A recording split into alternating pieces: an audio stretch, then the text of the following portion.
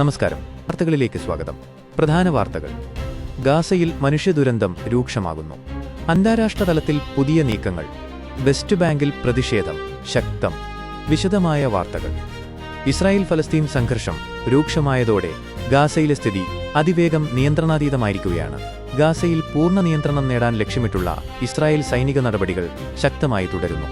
പ്രധാനമന്ത്രി ബെഞ്ചമിൻ നെതന്യാഹുവിന്റെ നേതൃത്വത്തിലുള്ള ഭരണകൂടം ഈ തീരുമാനവുമായി മുന്നോട്ടു പോകുമ്പോൾ സൈന്യത്തിനുള്ളിൽ നിന്ന് തന്നെ പ്രതിഷേധമുയരുന്നതായും റിപ്പോർട്ടുകളുണ്ട്. ഇസ്രായേൽ ഏർപ്പെടുത്തിയ ഉപരോധം ഗാസയിൽ ഭക്ഷ്യസാധനങ്ങളുടെ ലഭ്യത കുറച്ചതോടെ പട്ടിണിയും മരണവുമാണ് നിലവിലെ യാഥാർത്ഥ്യം. കഴിഞ്ഞ 24 മണിക്കൂറിനുള്ളിൽ മാത്രം 15 പേർ പട്ടിണി മൂലം മരിച്ചതായി ഗാസ ആരോഗ്യ മന്ത്രാലയം റിപ്പോർട്ട് ചെയ്യുന്നു. ഭക്ഷണത്തിനായി സഹായ കേന്ദ്രങ്ങൾക്ക് മുന്നിൽ തിക്കും തിരക്കുമുണ്ടായതിനെ തുടർന്ന് ഓഗസ്റ്റ് 4 മാത്രം 36 പേർക്ക് പരിക്കേറ്റിരുന്നു. ഐക്യരാഷ്ട്രസഭയുടെ സഹായ ട്രക്കുകൾ ലക്ഷ്യസ്ഥാനത്ത് എത്തുന്നതിന് മുൻപേ കൊള്ളയടിക്കപ്പെടുന്നു. 90% ട്രക്കുകളും ഇത്തരത്തിൽ കൊള്ളയടിക്കപ്പെട്ടതായി കണക്കുകൾ പറയുന്നു. അന്താരാഷ്ട്ര തലത്തിൽ പുതിയ നീക്കങ്ങൾ നടക്കുന്നുണ്ട്. ഫ്രാൻസ്, സൗദി അറേബ്യ, കാനഡ തുടങ്ങിയ രാജ്യങ്ങളുടെ നേതൃത്വത്തിൽ നടന്ന UN സമ്മേളനത്തിൽ 125 രാജ്യങ്ങൾ 2 രാഷ്ട്ര പരിഹാരത്തെ പിന്തുണച്ചു. ഫലസ്തീനെതിരെയുള്ള മനുഷ്യാവകാശ ലംഘനങ്ങൾ അംഗീകരിക്കാൻ കഴിയില്ലെന്ന് ഓസ്ട്രേലിയയുടെ വിദേശകാര്യമന്ത്രി പെനി വോങ് പ്രസ്താവിച്ചു. അതേസമയം വെസ്റ്റ് ബാങ്കിലും പ്രതിഷേധം ശക്തമാണ്.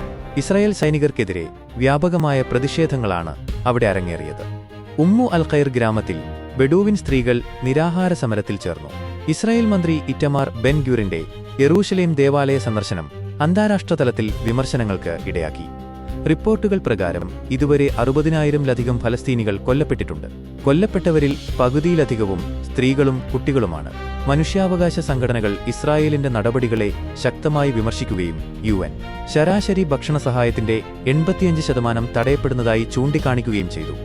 ഗാസയിൽ ഇപ്പോഴും കുടുങ്ങിക്കിടക്കുന്ന ആയിരക്കണക്കിന് ആളുകൾക്ക് അടിസ്ഥാന സൗകര്യങ്ങളായ ഭക്ഷണം, വൈദ്യസഹായം എന്നിവ ലഭിക്കാതെ ദുരിതമനുഭവിക്കുകയാണ്. കൂടുതൽ വാർത്തകളുമായി അടുത്ത ബുള്ളറ്റിനിൽ വീണ്ടും കാണാം. നന്ദി.